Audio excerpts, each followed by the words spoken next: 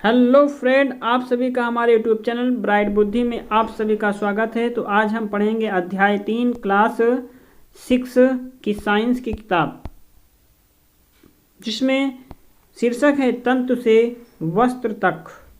हम रोज़ कपड़े पहनते हैं। कई तरह के कपड़ों को हम अलग अलग उपयोग करते हैं। हमारे कपड़ों में कई तरह की विविधताएं हैं, कुछ महीन, कुछ मोटे, रंगीन, सफ़ेद, चमकीले और चिकने, खुरदुरे वस्त्र आदि।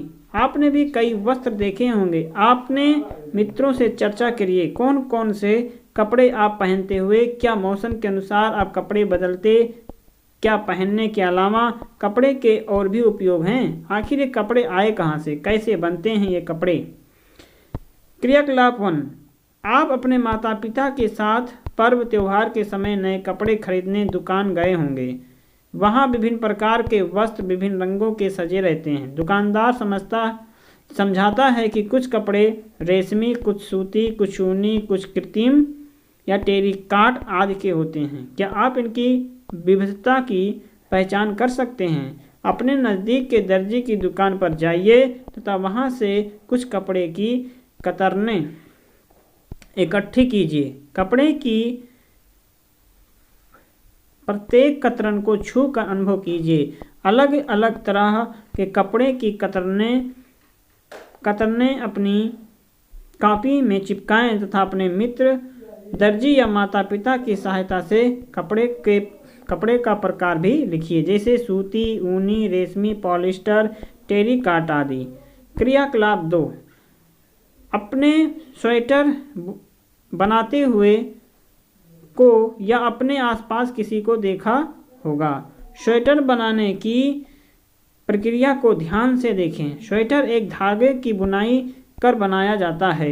एक सूती कपड़ा लीजिए और इसके एक सिरे पर कोई ढीला धागा या तागा ढूंढने का प्रयास कीजिए और इसे बाहर कीजिए। धागा दिखाई ना दे तो पिन से भी निकाल सकते हैं। हम ये देखते हैं कि धागों को एक साथ बुनने पर वस्त्र बना है। क्या सभी वस्त्र धागों से बनते हैं? वस्त्र धागे का चित्र आप यहाँ पर देख सकते हैं।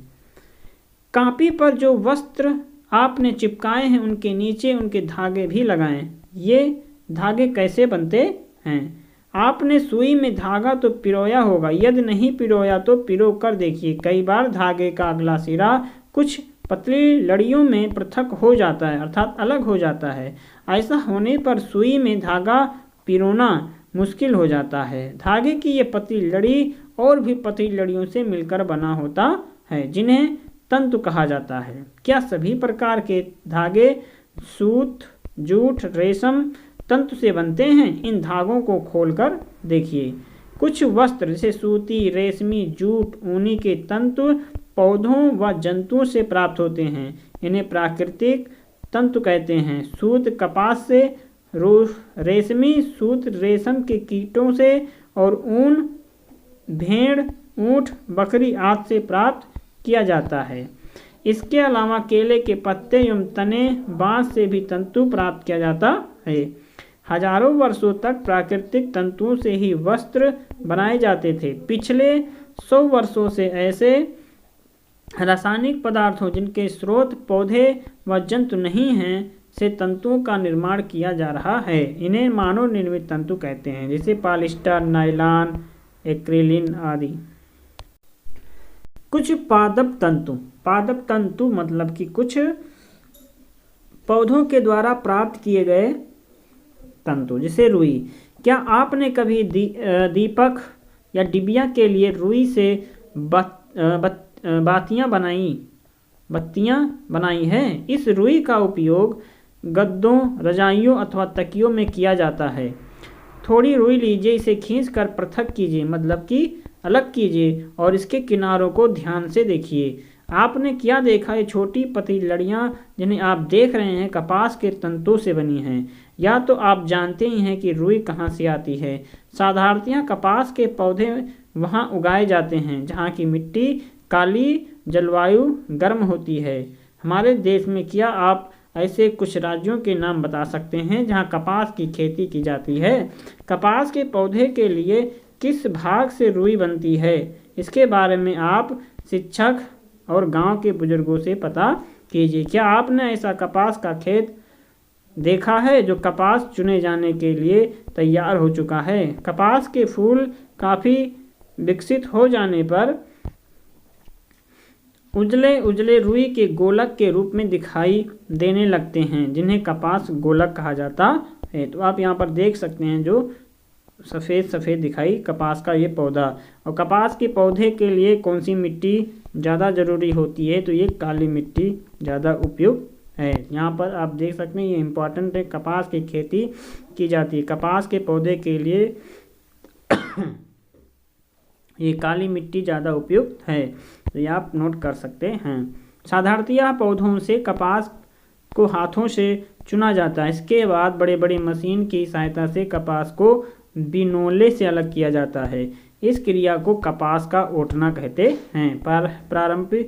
पारंपरिक ढंग से कपास हाथों से ओटी जाती थी। जूट अथवा पटसन।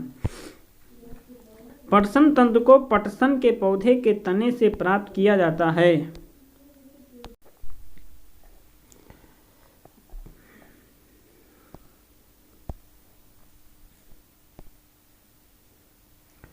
जूट अथवा पटसन पढ़ेंगे। पटसन तंतु को पटसन के पौधे के तने से प्राप्त किया जाता है। भारत में इसकी खेती वर्षा ऋतु में की जाती है।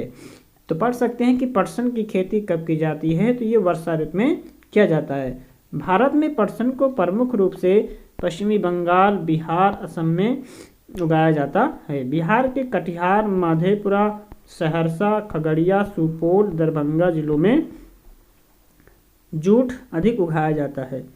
जब पौधे में फूल आने लगते हैं तो इसे काट लेते हैं। कुछ दिनों तक इसके तनों को पानी में डुबो कर रखा जाता है ताकि रेशे को अच्छी तरह से अलग किया जा सके। फिर इनको पानी में पटक पटक कर धुलाई कर देते हैं। वस्त्र बनाने से पहले इन सभी तंतुओं को धागों में परिवर्तित कर लिया जाता है। सूती धागे की कताई।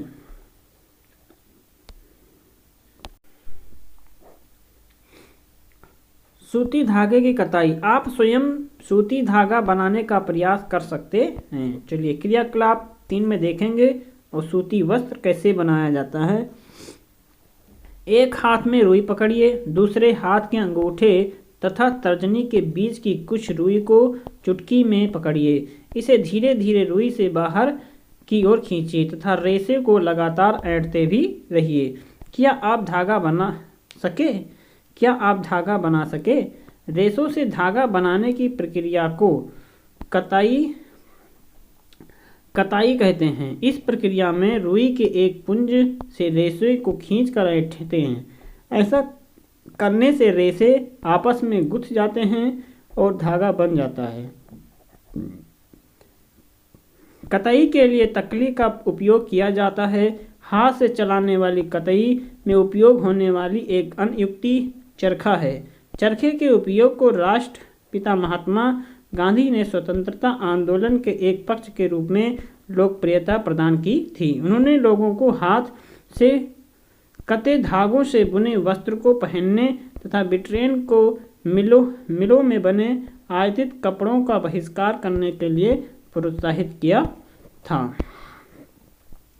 बड़े पैमाने पर धागों की कताई का कार्य कताई मशीनों की सहायता से किया जाता है।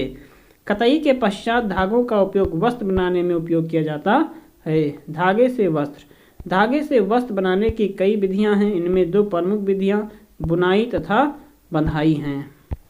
बुनाई। कैसे बुनाई किया जाता है? मोटा सूती कपड़ा, दरी, जूट, बोरा, चटाई को गौर से देखिए। आपको कोई समानता दिखाई देती है? जरूरत हो तो हैंडलेस से भी देखिए। इनमें आड़े व खड़े 2 धागों पर ध्यान दीजिए। आइए चटाई बनाते हैं। अपने आसपास ताड़ की पत्तियों में से कठोर भाग को हटाकर लंबी पट्टियां काट लीजिए। ताड़ के स्थान पर नारियल, खजूर की पत्तियां भी ले सकते हैं। इस कार्य में आप बड़ों की मदद लें। इन पट्टियों को समानांतर ढंग से सजाकर दें। दूसरी पट्टियों को समानांतर पट्टियों में एक पट्टी के ऊपर तथा उसके बगल वाली पट्टी के नीचे गुजारते हुए पिरोते जाएं। इस प्रकार की पट्टियों से यह क्रिया दोहराते जाएं।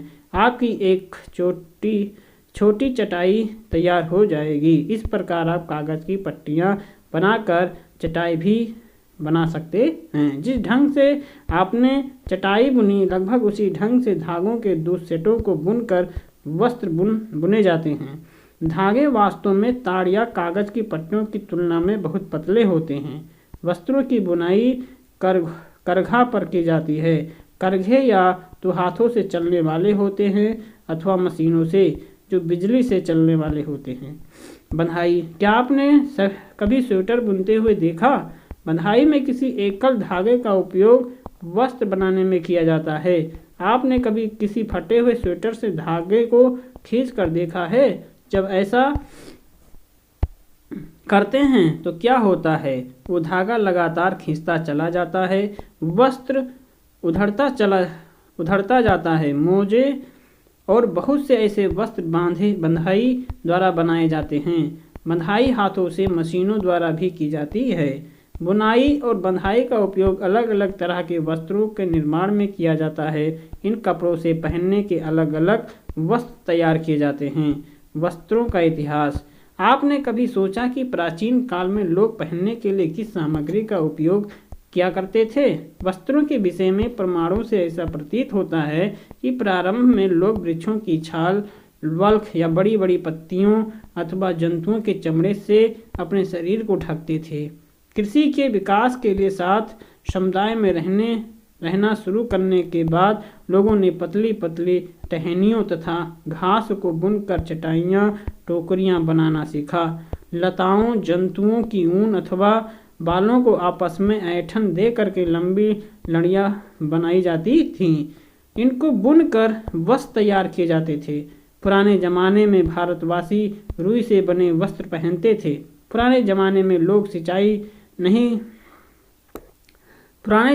लोगों को सिलाई करना नहीं आता था। उस समय लोग अपने शरीर के विभिन्न भागों को वस्त्रों से ढक लेते थे। वे शरीर को ढकने के लिए कई तरीकों का उपयोग करते थे। सिलाई की सुई के आविष्कार के साथ साथ लोगों ने कपड़ों की सिलाई करके पहनने के वस्त्र तैयार किए। इस आविष्कार के पश्चात सिले कपड़ों में बहुत सी विभिन्नताएं आ गईं। परंतु क्या यह आश्चर्यजनक बात नहीं है कि आज भी साड़ी, धोती, लुंगी, गमछा, चादर, शाल, दुपट्टा, पगड़ी का बिना सिले वस्त्र के रूप में उपयोग किया जाता है। जिस प्रकार पूरे देश में भोजन में अत्यधिक विविधता में देखने को मिलती है, ठीक उसी प्रकार वस्त्र पहनने की वस्तुओं में भी अत्यधिक विभिन्नता पाई जाती या विभिन्नता अथवा विविधता पाई जाती है।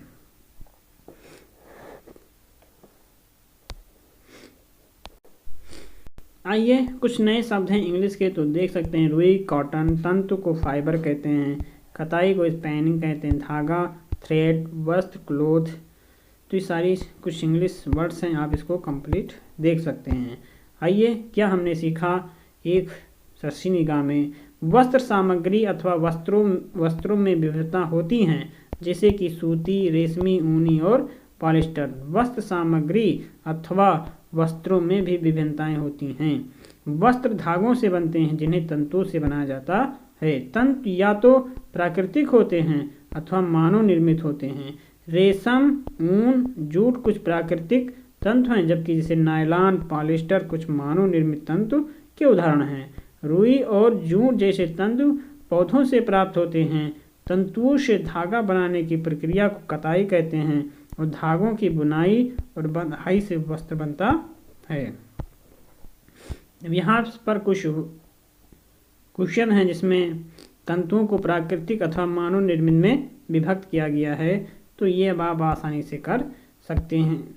अब यहाँ सत्य और असत्य बताना है। तंतुओं से धागा बनता है तो सही है। कताई वस्त्र निर्माण की एक प्रक्रिया है, ये भी सही है। जूट नारियल का बाहरी आवरण होता है, तो जूट नारियल का बाहरी आवरण ये गलत है। रुई से बिनोले हटाने की प्रक्रिया को ओटना कहते हैं, तो ये अब आप सब आसानी से कर सकते हैं। तो कुछ क्वेश्चन हैं जो आप यहाँ पर जैसे वैसे वस्त्र के तंतु जो पौधों एवं जंतुओं से प्राप्त होते हैं क्या कहलाते हैं? जो प्राकृतिक एवं मानव निर्मित तंतु कहें। मानव निर्मित तंतु क्या हैं? मानव निर्मित तंतु क्या हैं या मानव निर्मित तंतु कौन से होते हैं? पॉलिस्टर अथवा नायलॉन? तो आप जरूर कमेंट करके बताएं कि बिहार में निम्न जिले में जूट कहाँ पर अधिक पाया जाता है? कटिहार, मधेपुरा, सरसा था ये उपयुक्त सभी सही है। रेशों से धागा बनाने की प्रक्रिया क्या कहलाती है? बुनाई, रंगाई, धुनाई या कताई? धागे से वस्त्र बनाने की विधियां कौन सी हैं? बनाई, बुनाई, बंधाई या दोनों? रुई तथा जूट पादप में किन भागों से प्राप्त किया जाता है? तो ये सब आप अब कर सकते हैं। वीडियो अच्छा लग रही है तो वीडियो को लाइक, कमेंट और चैनल को ज़रूर सब्सक्राइब करें, जिससे आप इसका अगला अध्याय आपके मोबाइल पर नोटिफिकेशन आपको प्राप्त हो। तो हम मिलेंगे अब एक नए अध्याय के साथ। तब तक के लिए आप पढ़ते रहिए और मस्त रहिए। तब तक नमस्कार।